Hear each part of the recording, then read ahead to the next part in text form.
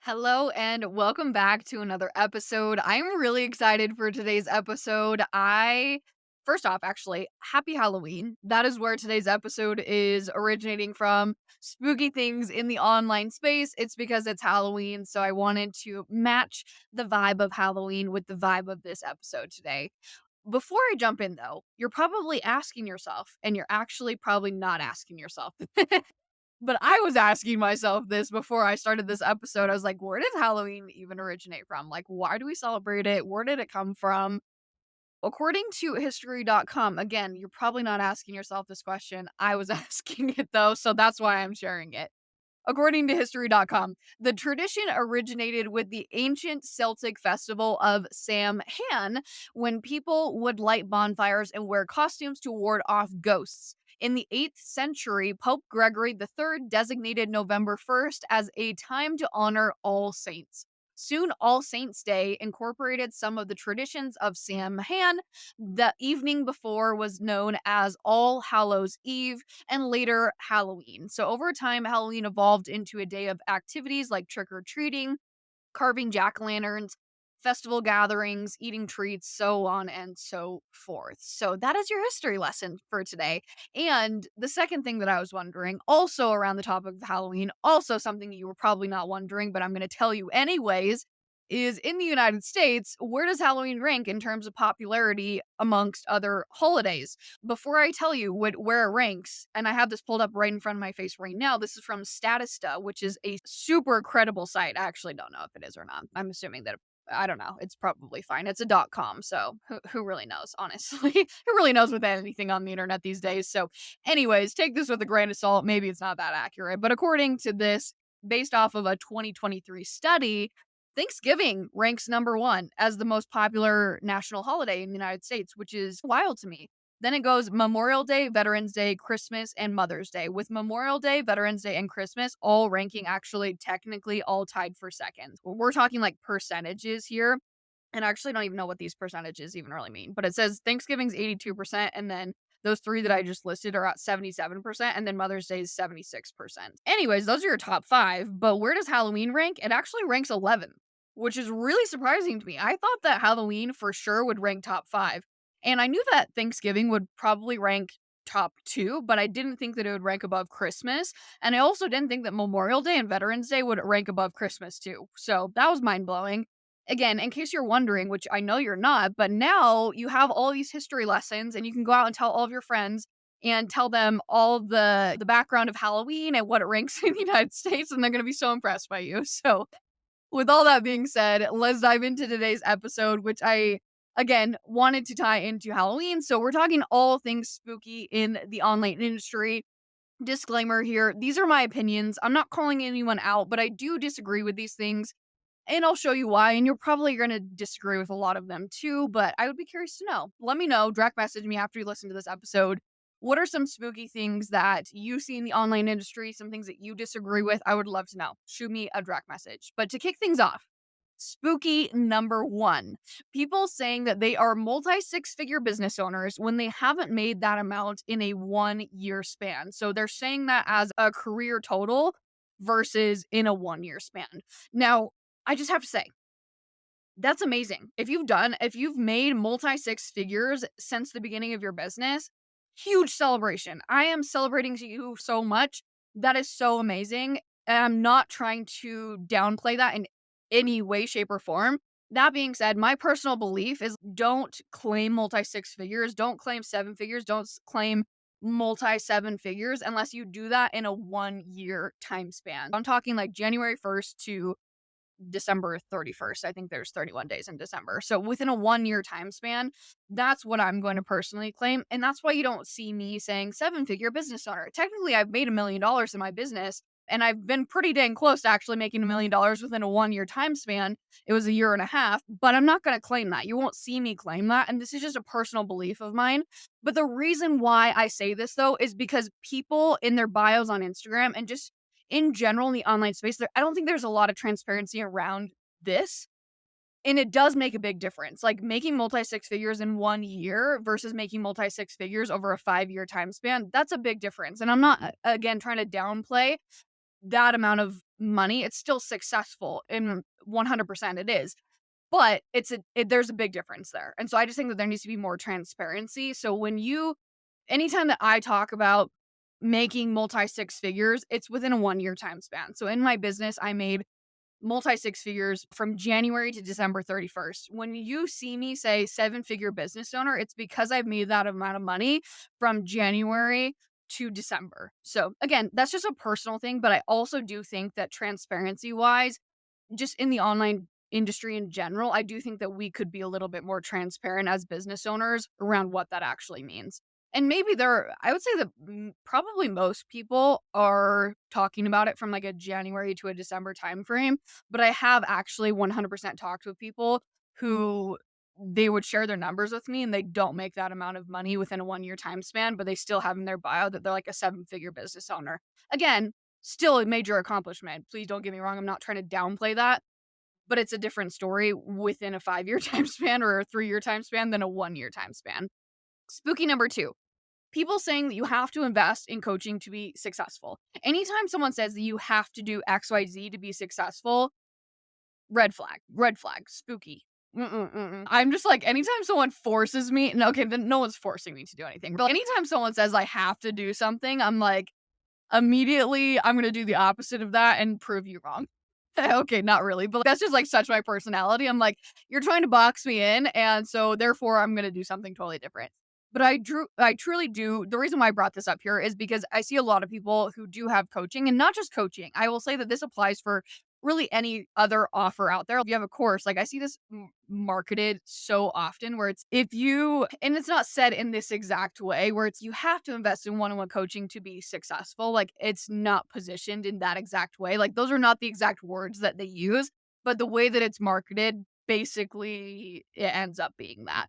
And so that to me is you can't have that type of basically it's fear-based marketing because someone's going to look at that and they're going to say, "Oh, I have to do this to be successful. If I don't do this, then I probably won't be successful." And that's in my opinion the wrong way actually.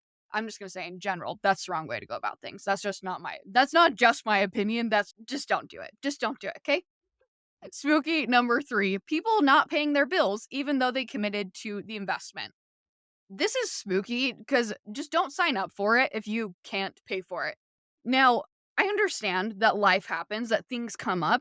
If that's the case, reach out to the business owner. They're 9 out of 10 times, if not 10 out of 10 times, are going to be so able to work with you and so willing to work with you and work out a plan that either you pause payments for X amount of time or maybe you have an extended payment plan option, whatever it is. Majority of business owners are going to say, "Hey, let me work with you."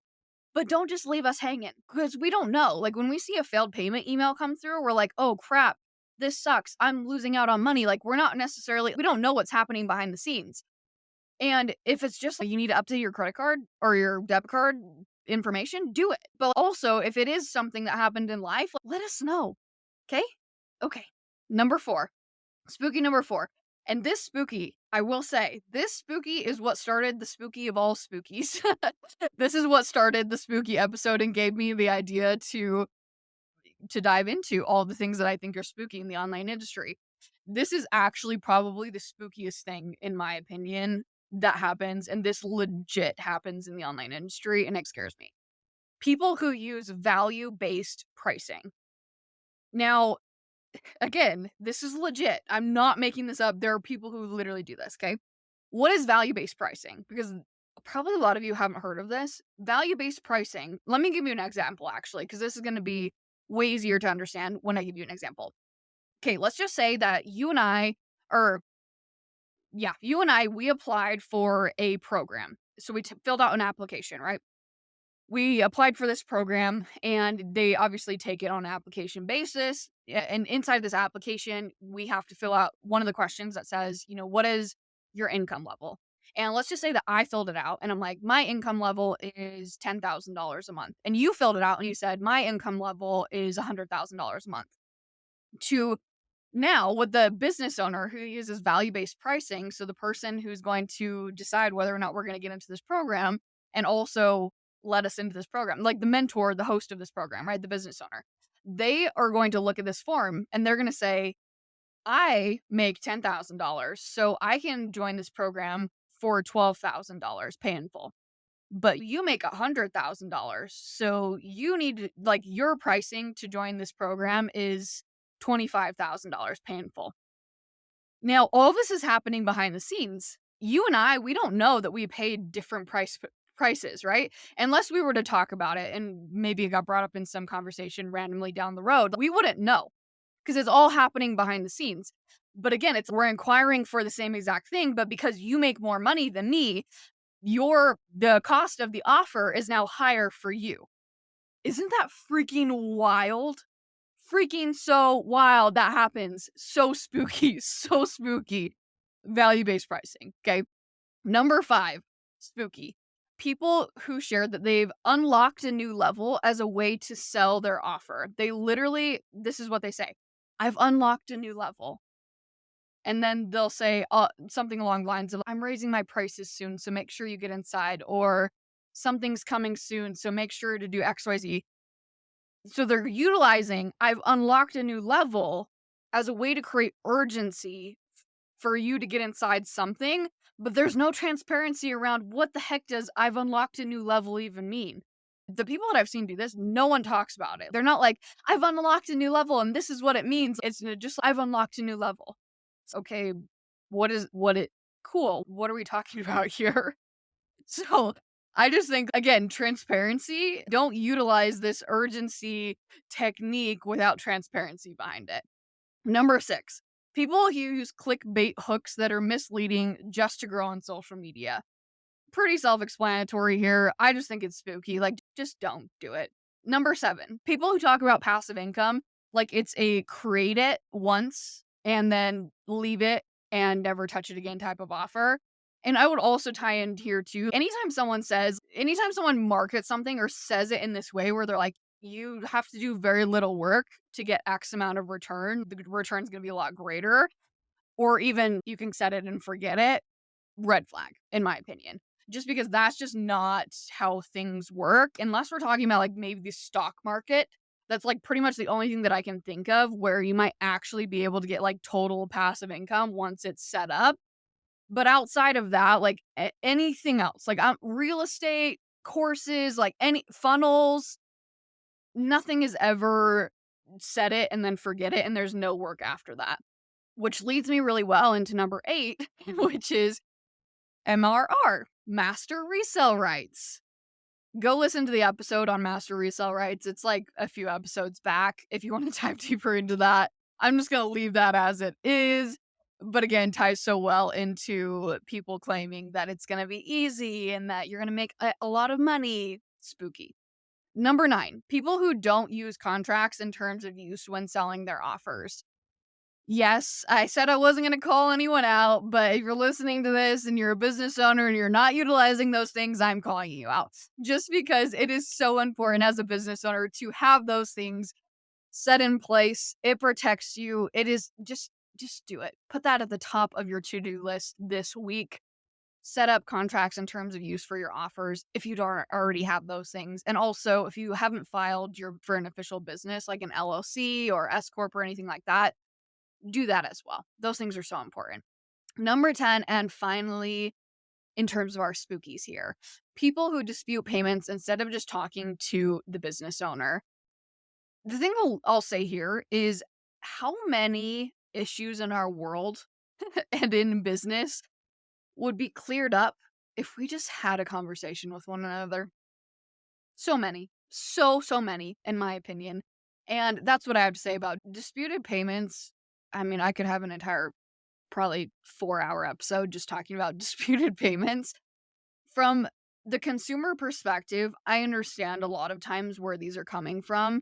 But I also don't see where they're coming from too at the same exact time, because if the consumer had just gone to the business owner, would have worked things out. And again, 9 out of 10 times, if not 10 out of 10 times, the business owner is going to refund you. They're going to give you something for free. They're going to want to make things right. Whatever it is that this potential dispute is going to be about, like the business owner is going to want to make things right. just have a conversation. Just have a conversation. Reach out to the business owner. Oftentimes, as business owners, it does come as a shock when there are these disputed payments. I get disputed payments oftentimes because people didn't get delivered the offer that they purchased. For example, if you purchase the ultimate guide to Instagram, it's delivered via email. And so you don't log into your Kajabi portal or anything like that. It's just delivered via email. And that's very clear on the checkout page. But if the email goes to spam or for whatever reason, if my tech isn't working and the email just doesn't deliver, then you might not get the offer. And it's not because I'm trying to rip you off or anything, but it's just because there are tech issues. And just come talk to me. I want to make it better. And I'm going to give you access to that thing probably within hours of you messaging me.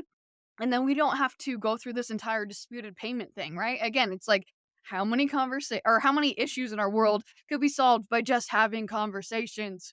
A lot of things. That is it for today's episode. Again, I want to hear your spookies though. Please tell me what you see online in the online space that you think is spooky. Shoot me a direct message and happy Halloween.